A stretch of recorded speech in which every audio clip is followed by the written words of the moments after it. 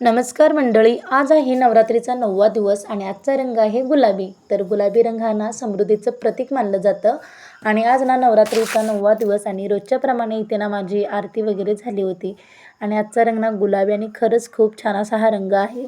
आणि नंतर मी इथे ना घटाची पूजा वगैरे करून घेतली आणि नंतर धूप दीप आरती वगैरे झालं. आणि सगळ्यांना तुम्हाला प्रश्न पडला असेल की घट कधी हलवायचे, तर मी आजच्या ब्लॉगमध्ये तुम्हाला ते सांगणार आहे. तर घट ना कधी हलवायचे, तर ती ना कधी म्हणजे आज की बुधवारी, तर 9वी माळ करायची की 10वी माळ.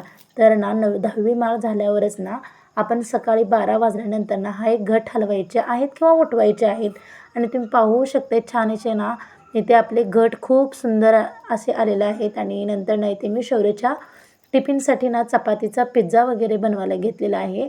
आणि चीज वगैरे माझ्याकडे काही नव्हतं, घरात जे अवेलेबल आहे ना त्याच घरच्या साहित्यापासून मी इथं टमॅटो कांदा आणि टमॅटो केचप वगैरे ना सॉस वगैरे लावून मी इथे शौर्यच्या टिफिनसाठी मी पिझ्झा बनवलेला आहे. पिझ्झा आवडतो ना तुला चपातीचा? बघ खाऊन कसं झालंय बघ टेस्ट. खाऊन बघ कसं झालंय टेस्ट. खावा लवकर. कसं झालं पिझ्झा? छान आवडला का? इथे ना मी आमच्यासाठी ना वेफर्स वगैरे बनवले आणि शाबू चिवडा पण बनवला. आज काय तेवढा सकाळी ना जास्तीचा म्हणजे फराळीच वगैरे बनवलं नाही आहे.